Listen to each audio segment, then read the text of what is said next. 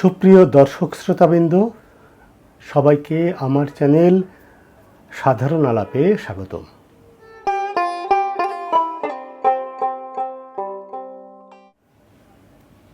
আজ বিজয় মাসের প্রথম দিন। সবাইকে বিজয় দিবসের শুভেচ্ছা জানাচ্ছি। 1971 সালের এই মাসটাতেই আমাদের বিজয় অর্জিত হয়েছিল। আমাদের স্বাধীনতা, আমাদের সার্বভৌমত্ব, আমাদের একটি পতাকা, আমাদের একটি জাতীয় সঙ্গীত, আমাদের একটি পাসপোর্ট। বিজয় দিবস উপলক্ষে আজকে আমি আপনাদের জন্য দুটি কবিতা নিয়ে এসেছি।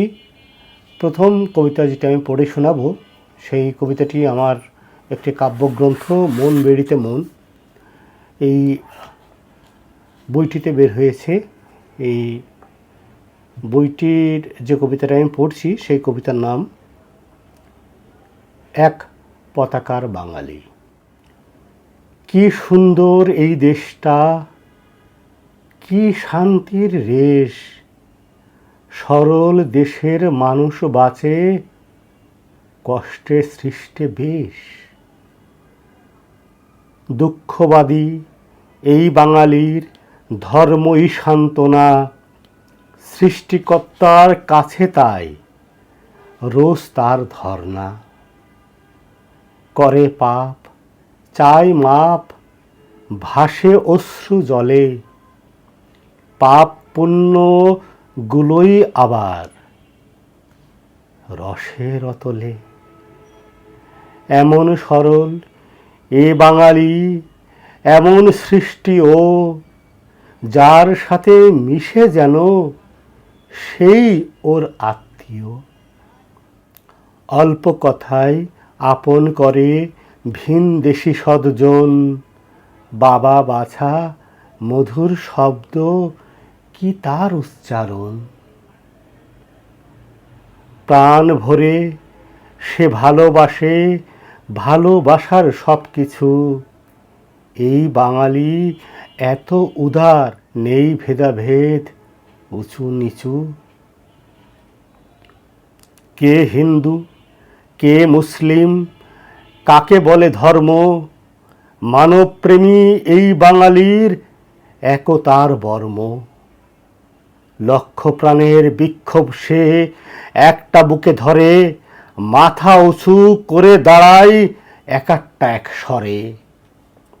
না ঘটলে তেমন বিপদ চুপ করে সে রয়, চুল কানিটা বেড়ে গেলে কানে থাপ্পড় দেয়।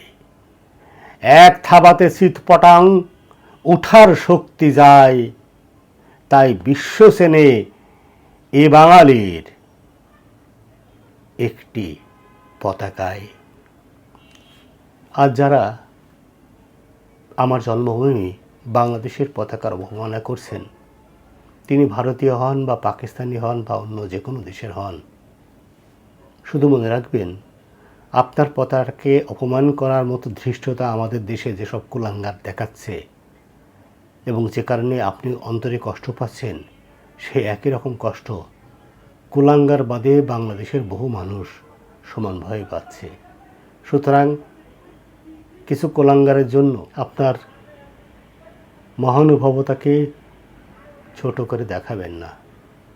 আমরা এক পতাকার বাঙালি, আমরা স্বাধীন সার্বভৌম এক জাতি। আমরা হিন্দু হই, মুসলমান হই, খ্রিস্টান হই, বৌদ্ধ হই, এই দেশ আমাদের, এই ভূখণ্ড আমাদের। আমাদের পতাকাকে অপমান করবেন না। আর আমি যে সমস্ত কুলাঙ্গার অন্য দেশের পতাকায় অপমান করার মধ্যে এক ধরনের হিংস্র আনন্দ খুঁজে পাচ্ছেন, তাদেরকে বলবো, হিংসা দুর্বলের ভাষা, ভালোবাসা মানবতার ভাষা। মানবতার পাশে আসুন, ভালোবাসুন মানুষ হিসেবে আরেকজন মানুষকে। আজকের অনুষ্ঠানে আমার শেষ কবিতা, এই কবিতাটি আমি লিখেছিলাম 2019 সালের 23শে অক্টোবর, বুধবার রাত 11:30টায়। কবিতাটির নাম শূন্য স্বর্গ।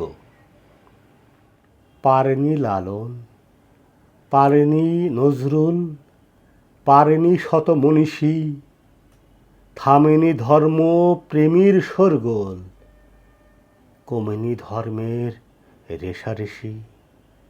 পেশির বলে সবাই চলে, ঈর্ষা বাড়ে তলে তলে, খোদার বান্দা চড় কষে দেয় রাম ভক্তের দুই গালে। কায়দা পেলে সে ভক্ত মিলে পিটিয়ে মারে মুসলমান, সনাতন জ্ঞান ভুলে অজ্ঞান হিন্দু গড়ে হিন্দুস্থান। পারেনি সাধক থামাতে এ ঝোঁক মূর্খের চিৎকারে, খোদা ভগবান বেচে ফেলে সব স্বার্থের দরকারে।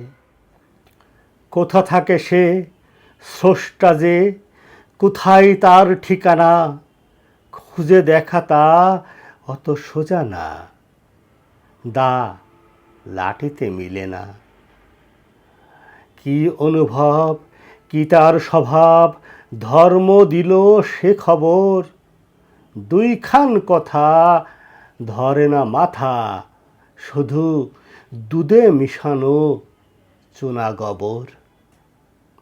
কবে হবে বুঝা সরল সোজা, বাড়বে বিচার বোধ, কোন নবী বল মেরেছে মানুষ মেটাতে আপন ক্রোধ, কোন অবতার নিজ দরকার এসেছেন এই ভবে, কোন দেবতা করে আবদার মানুষের রক্ত খাবে।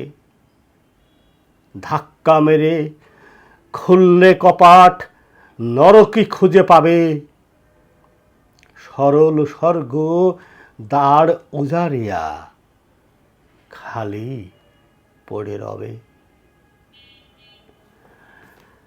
সবাইকে অসংখ্য অসংখ্য ধন্যবাদ জানাচ্ছি আজকের এই অনুষ্ঠানটি দেখার জন্য। সবাই ভালো থাকবেন। আগামী পর্বে আপনাদের সবার সাথে আবার দেখা হবে। অসংখ্য অসংখ্য ধন্যবাদ।